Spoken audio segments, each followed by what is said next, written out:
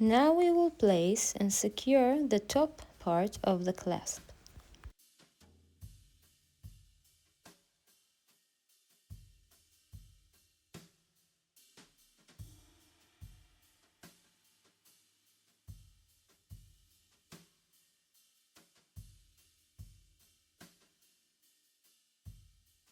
Now that we placed it, we will squeeze it hard to lock it on the bag.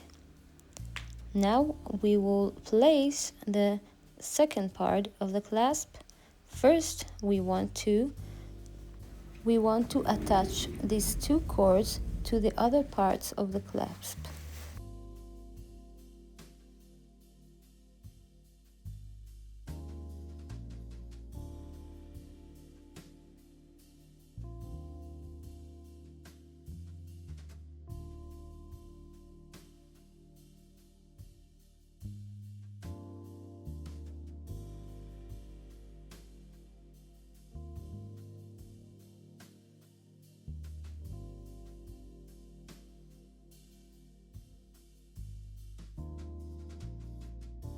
Now that we positioned it, we will get through all these 4 cords from the outside of the bag into the inside of the bag.